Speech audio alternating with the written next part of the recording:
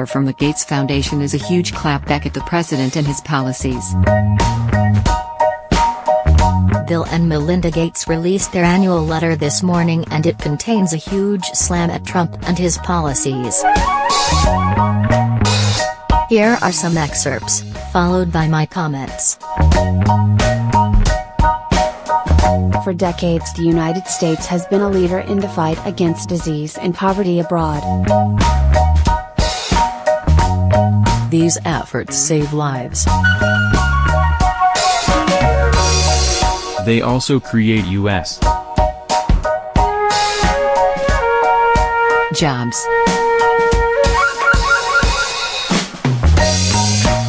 And they make Americans more secure by making poor countries more stable and stopping disease outbreaks before they become pandemics.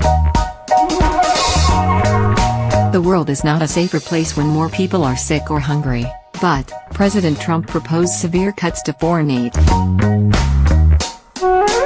The America First worldview concerns me. It's not that the United States shouldn't look out for its people. The question is how best to do that. My view is that engaging with the world has proven over time to benefit everyone, including Americans, more than withdrawing does. Even if we measured everything the government did only by how much it helped American citizens, global engagement would still be a smart investment. The duties of the President of the United States is to role model American values in the world. I wish our president would treat people, and especially women, with more respect when he speaks and tweets. Equality is an important national principle. The sanctity of each individual, regardless of race, religion, sexual orientation, or gender, is part of our country's spirit. The president has a responsibility to set a good example and empower all Americans through his statements and his policies. My comments.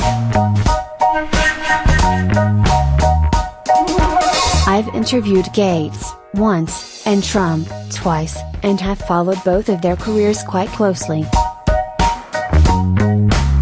Since Gates tends to be soft-spoken and avuncular, it's quite clear to me that the criticisms he's levied above, despite their measured language, are full-on broadsides to the Trump agenda. Beyond that, Gates and Trump form an interesting contrast. Both are billionaires, both are baby boomers, and both have founded charitable organizations, but there the similarity ends.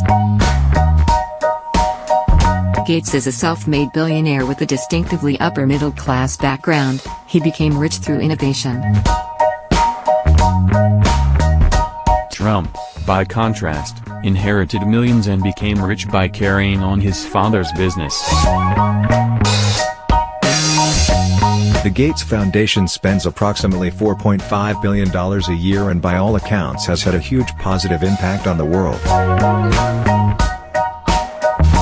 By contrast, the Trump Foundation is in the process of shutting itself down after having been fined for making campaign contributions and admitting to self-dealing practices that benefit the Trump family and its businesses. The Gates Foundation focuses on providing vaccines to the developing world and attempting to improve the quality of education in the U.S. Trump, by contrast, is an anti-vaxxer and his administration is actively seeking to reduce government funding for public education. Gates has shown a particular interest and sympathy for Africa, where the Gates Foundation has literally saved millions of lives, mostly of children who otherwise would have died of preventable diseases. Trump, by contrast, recently characterized African countries as sh-holes and is actively promoting policies specifically designed to keep black immigrants from legally entering the countries. Finally, Gates is an avid reader and his hobby is collecting rare books, most notably the Codex Leicester, a manuscript penned by Leonardo da Vinci. According to numerous sources, doesn't read books, much less collect them. Considering the above, it's amazing that Gates has been so muted in his criticism of Trump and Trumpism. Until now, that is.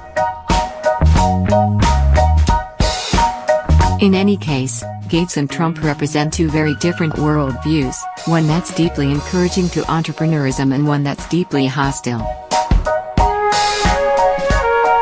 Gates wants to expand knowledge and innovation wealth into the 21st century, while Trump promises to restore industries that prospered in the 20th century.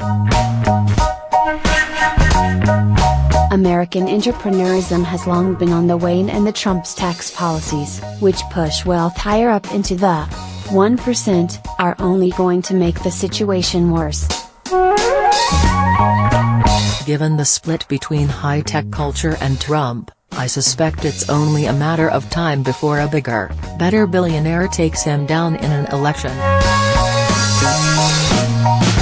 I can't help but how American entrepreneurism would be prospering were a true self-made billionaire, like Bill Gates, were sitting in the Oval Office.